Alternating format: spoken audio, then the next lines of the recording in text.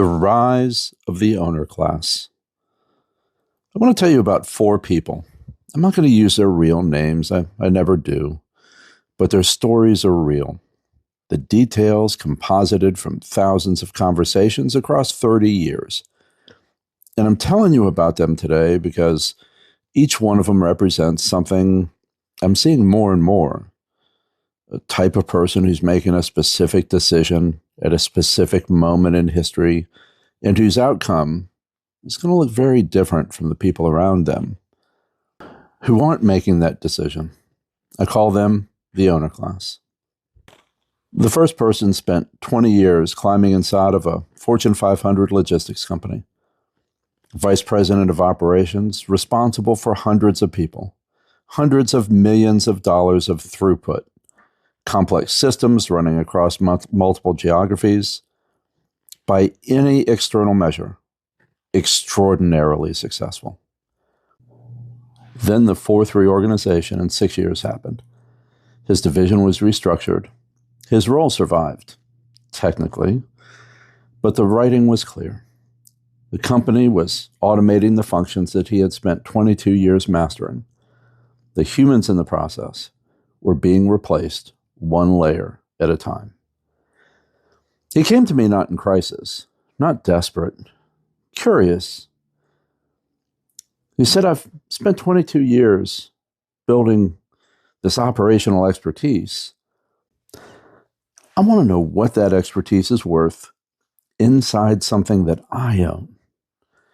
We spent 3 months finding the right franchise, a multi-unit model in a service category where operational excellence was the primary driver of unit performance. He bought 2 units. Within 18 months, he had 4. He's currently building toward level 5 of Knauf's hierarchy, the franchise portfolio enterprise. And he hasn't looked back once. The second person spent 22 years in the U.S. Army. He had led teams under pressure that most corporate executives will never experience. He had built systems, developed people, executed complex operations with limited resources in high-stakes environments. He had the kind of leadership experience that business schools spend 4 years trying to simulate. Then he separated from the military. He went the traditional route first, a corporate job with a good title, reasonable salary, and within 2 years, he was miserable. Not because the work was hard, but because it wasn't his. He was applying his skills inside someone else's structure and towards someone else's outcomes. He said to me, I spent 22 years serving. I want the next 22 to be mine. We found him a franchise in the home services category, recession resistant, operationally intensive, a model that rewarded exactly the kind of systematic leadership he had spent a career developing. Now he's at level 3, multi-unit operator, and building towards levels 4 and 5. The third person was a software engineer. Brilliant at process, genuinely exceptional at identifying inefficiency and designing systems to eliminate it. She had spent 15 years doing this for technology companies, making their products better, their operations leaner, and their outputs more reliable. And she said she'd watched over those 15 years as the value she created accrued entirely to the shareholders she'd never meet.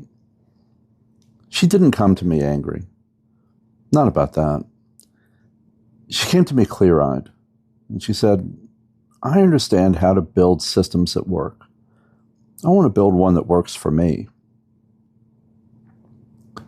We found her a franchise in a category where process orientation was a genuine competitive advantage. She has since applied the Knauf's franchise multiplier concept, identifying an independent operator in a market and acquiring the business and then converting it into a second franchise unit. She captured the EBITDA differential that conversion creates. She's now at level 3 and understands exactly what level 4 is going to require. The fourth person had spent 28 years in education as a teacher, a department head, principal of a high school with 800 students. She'd spent nearly 3 decades developing people, building a culture, creating environments where individuals could perform at their highest levels. She understood human motivation, team dynamics, and organizational culture in a way that most corporate executives never will. She also had a pension coming, and she looked at the pension and she looked at what it would actually cover in her personal life and decided it just wasn't enough. Not because she's greedy, but because she had too many people in her background that she'd seen retire into financial limitation after careers of genuine contribution. She'd come to me and said, I have one more chapter, and I want it to be mine. We found her a franchise in a people-intensive service category where her culture-building skills were the primary driver of performance. Within 3 years, she had built one of the highest performing units in her franchise system. She is now training to open her second location. 4 people, 4 different backgrounds, 4 different paths to the same decision. Here's what they had in common. They're not running from something. They're running towards something specific. They had skills that were genuinely valuable, and they made a very deliberate decision to apply those skills inside something that they owned rather than something that they worked for. They used a framework, and they didn't buy on emotion or brand enthusiasm. They evaluated fit, the intersection of their operational strengths, their financial profile, and what they were ultimately trying to build. And then they moved. They didn't wait for the perfect moment. They didn't wait until everything variable was resolved. They made a decision with the information available, and then they executed. That is the owner class. I want to be direct about why I'm telling you these stories now in April of 2026, just ahead of my book launch on May 1st. Because the forces that are creating opportunity for these 4 people, what they capitalized on, are stronger now than at any point in my 30-year career. AI displacement is structural and accelerating. The boomer business transfer is actively underway.